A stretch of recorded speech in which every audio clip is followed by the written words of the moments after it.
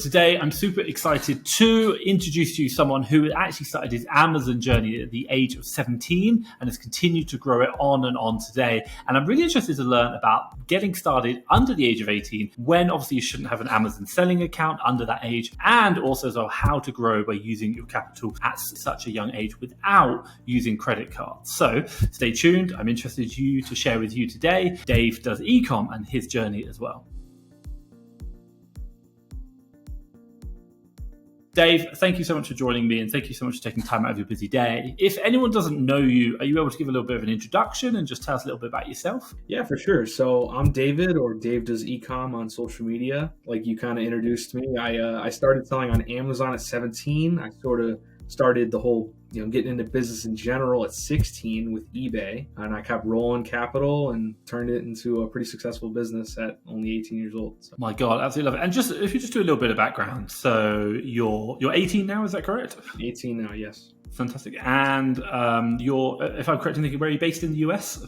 Yep, I'm based in Buffalo, New York. Fantastic. And are you doing this full time, or is this part time? Do you have a job? Are you studying? What's the situation? So yeah, I just graduated high school last year, and I just went through my first semester of community college this year. So I'm full time with Amazon, but I also have like school too, which doesn't take up a ton of time. So I consider myself full time with. So question for you: you started at age 16 eBay. Take us back. Like, how did you get started? Why did you do that? Yeah. So my uncle, he has been selling on eBay, Amazon, Mercari, all of them for probably 5 or 6 years now. And I was maybe 12, 13 at the time. And he would tell me these stories about how he had bought this item for a few dollars and sold it for a few hundred. And as a young kid, that was amazing to me. That was just crazy. So I always was like, I want to do this. And at 16, I finally got the courage to ask him and my parents to try and support me in doing this. And he's been my mentor ever since and kind of guided me to start eBay. And then, of course, start Amazon as well. Wow, I love it. So 16 you did eBay, 17 you started Amazon. And before we jump into the Amazon journey, can I just ask, like, revenue wise, are you happy to share like last month's revenue figures? Like if anyone's like kind of get an idea of where you're going? Yeah, so with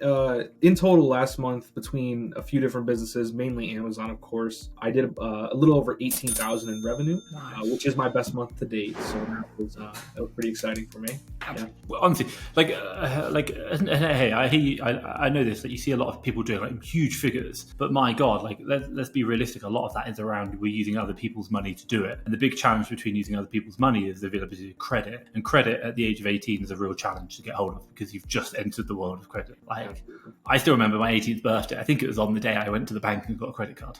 I was like, I want the credit, and I didn't use it, but I just like I want to be available for it. But it's really, really interesting. So take us back. 17. I'm going to say you can't start selling on Amazon at 17 because it's against Amazon terms and conditions. Yeah, how did that happen? Yeah, so a little sneaky tool I used was using the account under my dad's name at the time, which he was very supportive of, which was nice. And but then what I did is it was only under his name for a few months until I had gotten my EIN number. I fully registered the business, and then that can replace that. Even underage, you can do that. That's sort of a loophole you can do. So it was only a few months, which worked out. Taxes were okay with that. That's the biggest concern. But now everything's in my name, especially when I'm 18. It was easier to change everything. So, yeah. So I'm going to just delve into that a little bit more because I think that's a really interesting space. But I just want to kind of do a little disclaimer. By the way, this is not tax advice. Go speak to a tax professional, nor are we recommending anything you're about to say. So my understanding is Amazon, you're not allowed to create an Amazon selling account unless you're age 18 or over. But what you're saying is that you can create a company, own the company under the age of 18, but the company creates a selling account, which doesn't need to meet the requirements of being 18 because you are not creating the account, the company is. Is that correct? Exactly. Yep, that's exactly right, yeah. And so talk to me about that, by the way, can you have a company under the age of 18? Is that legal? So yeah, the way it works is you can start a company LLC under 18, but you have to have a co-signer as your parent or a guardian or whatever. But the other alternative, which is what I did, is registered my business with my county and then filed it with the state, which then allows you to get an EIN without an LLC. So technically I'm a sole proprietor with an EIN number, which is what you can do with an LLC as well. So that's what Amazon requires is an EIN number. So it works out. So and if I just I'm not hot I'm not good at this. Like, I understand UK tax formation. I actually have a US company. Obviously, I trade in the US, but I know that it gets really complex. Like LLCs are like brackets, and then under that you have tax like C corps, S corps, like different other stuff. So you're basically saying like you're a sole proprietor, and then is it normal that you get an EIN, or is it just something with your state that you get that? Yeah, you can get an EIN as soon as you register your business. Okay. The reason I didn't just go right to an LLC was because then I would have to have the parent as a co-signer. You can register a business at any age, no matter what. It's pretty cheap too, so it's less than $100 to do that. You don't have the same protections as an LLC, but you can have a lot of the same tax benefits and stuff like that. So interesting. So I'm guessing for you, the answer is that you can create the sole proprietor, create the account. Can you change to like? Can you get the protections later on? Like now that you're older, could you change to an LLC? Is that an option? Yeah. I'm actually sort of in the process of doing that now. I wanted to wait till after tax season so it wouldn't mess everything up. But it's so basically what I know now is I'm gonna have to create a brand new like company essentially, because you can't transition an EIN to an LLC. From my understanding, I'm still very new to that part of it, but that's going to be a fun process trying to transfer everything over again. But it's worth it for all the protections you get. So that's one of the things I got to do very soon. Yeah. My God, hey, well done! Like, and it's a real like. I appreciate like getting it right in the US is not easy, and also so if you get it wrong, the fines are pretty hefty. Like, you got to get it right, haven't you? So if anyone's watching, just make sure you're getting it right. So I know we spoke a little bit off air beforehand, and you talked like you created the account in your father's name, I believe it was, and then you transitioned it over to your company, which technically was still under the age of 18, but you kind of got the loophole. Tell me about that. Like, how does that work? Like, I understand you can't transfer accounts. How does it? Tell me about that. Yeah, so I sort of just was Googling and asking around to other people in the community to see what their opinions were. And a lot of people said contact Amazon support and see what they say, which is what I ended up doing. And they're very willing to help you. It's not always the most, extensive help, but they do guide you in the right direction. And they did help me, especially when you're changing your bank account information. If you don't contact them before, there's a higher chance that they might suspend your account or lock you out for a little while. So I definitely recommend if you're going to change your bank account or any of those vital information, definitely contact support before. That way they can,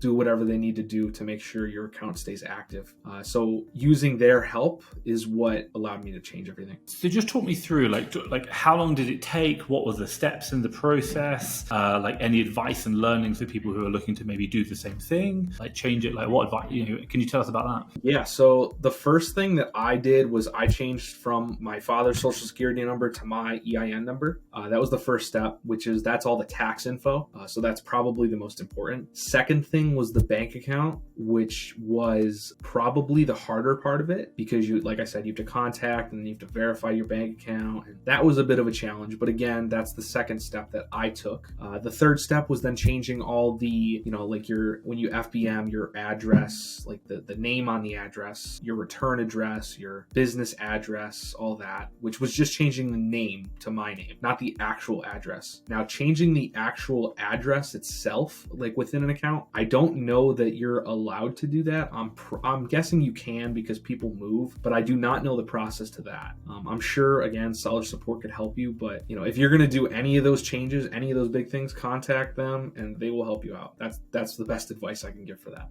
How long did the whole process take you, like from start to finish? I mean, yeah, I definitely was not in a huge rush, so maybe a week of like doing one thing at a time. It wasn't that long. The bank account is what took a few days to get approved, getting back on the calls with seller support to get that figured out. But as far as the EIN, putting that in replace of the social security, that was like maybe an hour at most. So it doesn't take a terribly long time, which is nice. They're expedited with all that. So. Cool. And just, I'm not hot, but like creating the bank account, obviously I'm guessing that's for the business, so that wasn't a problem even though you were under the age of 18. Was that right? Yeah, but by the time I did it, I was 18, but you can do it under 18. It's no different than creating a regular personal bank account under 18. Just because you have your EIN and they'll make you an account, it doesn't really make a difference. So Cool. I absolutely love it. Honestly, really well done. And I think that's a really interesting journey. Why? My God, getting started, is challenging enough. Number two, doing it under the age of 18, which is a real challenge, and you're finding the loopholes. But number three, then transitioning from, should we say, your parent into yourself is, it's a tough journey. And I know, the messages I get where oh my God, I want to change this. I'm worried about being shut down. I'm like, just talk to someone. Stop sitting here complaining and worrying. You've got to go speak to Amazon. They're the people who are going to help you out. And what's really funny is I always think about Amazon Seller Central Support is kind of it's like talking to a brick wall, or talking to a robot which just repeats it back to you in automated fashion. You're like, you don't understand. It sounds like it wasn't too bad. 1 week's a pretty good kind of turnaround. I thought it'd be much longer. Yeah, sometimes you got to ask, hey, can I speak to a manager or something like that? Especially because a lot of them are foreign. They have heavy accents. It's hard to understand them over the phone sometimes. So simply being upfront and honest about that is probably better than just hanging up and calling back. That is one of the challenges for sure, but again, it's an obstacle you can overcome. So can I ask, across the time of doing all the changes and you having to speak to Seller Central Support, how many times did you have to call them? And of those times, how many would you say on average you asked to speak to a manager or supervisor? A lot of the time, I don't know exactly how many times I had to call total for all that transitions. I'd say probably less than 5. But I remember I had to ask for a manager, I think once or twice. But most of the time, they have an accent, but it's something you can, you just really got to listen really closely and maybe ask them to repeat themselves a few times. But, I don't want to be rude, so. No, I understand. Massive respect for them. Amazon's a big beast. It's a machine, and we're part of that as well. And I think they do a great job. It's sometimes the language can be a challenge. I think for me, from my personal perspective, it's not so much about trying to understand what they're saying because we can understand it, but have they understood what I've said to be able to put that back into the machine correctly? And if not, then obviously I'm going to be the one who suffers. So that's my worry. So that's interesting. Maybe once or twice in 5 calls that you had to speak to a manager. So thank you. On reflection of that whole journey, creating under the 18, changing over, creating the company, doing it all, is there any advice for any people who maybe are going through that, worried about it all, that you would share on reflection? For the most part, if you're under 18, I wouldn't say don't start Amazon, but if you are in no rush, then just wait till you're 18, especially if you only have a month or 2 left. If you're a year or 2 in advance, then yeah, maybe go through the process of signing up as a parent. But if you're close to your 18th birthday, don't rush it. Just take that time and just start learning more about Amazon and how you're going to run your business, as opposed to having to worry about having to transition all that stuff. It'll just make things a lot easier for you if you wait that little bit of time. Yeah, if I were to be a year older than I was, if I would have been 17, I might have waited till I was 18, just for that simple factor. But you learn from your mistakes, I guess. I think the one thing I would I would just kind of come back to you with is the fact that throughout the whole of entrepreneurship, one of the most key underlying messages is take action, and take massive action today. Too many people say they want to do something, but they don't do it. And hey, I know your frustration, because the people who actually do it, they're like, no, I'm doing it today. I'm not waiting tomorrow. My God, 2 months, that's way too long. I want to do it now. But it'll be more hassle. Don't care, I'm doing it now. But you have to wait 3 months when you've done it. Don't care, I'm doing it today. Sometimes we're just a bit stupid. But I think massive respect to you and the fact that you've taken that massive action and really driven that business forward, or started that business against what would be massive adversity. And the majority of people say, don't do it, wait. And you're like, no, I'm learning. I'm doing this. I only have a finite time on this earth and I want it done now. Well done. I wish I did it when I was that age. I appreciate you talked a lot about getting started age, I think it's 16, you talked about 16, 17, going on to building Amazon business, doing it with your family, transitioning through, talking about building the bank account or building the business and transitioning it from your parents or into your name. I'd like to move now on to really talking about what it is like to start selling on Amazon when you're young, you can't use credit, and how you've managed to grow this business now with, I think we talked off air, next to nothing. And now last month you did 18,000 and you're still only the age of 18 right now, which I say massive respect to you, because the majority of people are using massive credit. So tell me about that journey, the cash, the investment, reinvesting. What did you do? What did you learn? Where did you fail? Yeah, okay. Yeah, we could start from the start again. So when I was 16, I started with just $80. I put that into, when you're doing eBay, a lot of the stuff's cheap, buying things at garage sales, flea markets for $1 a piece, flipping them for 10, 15. I just kept rolling that capital. I wouldn't take out a dime, and I just kept rolling it and rolling it until, of course, I built up enough where, it just multiplies. It's just compounding. So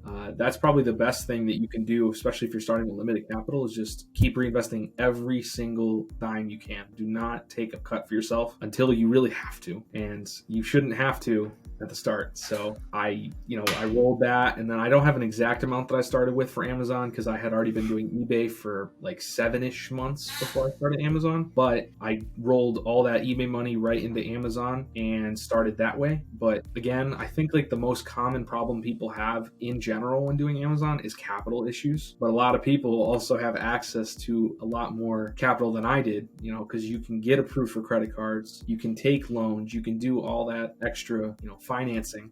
I had no option to do that. I only recently was able to get my hands on some credit, and I have one card that's a $3,000 limit, the other card that's a $2,000 limit. I can roll through that in just a couple of days.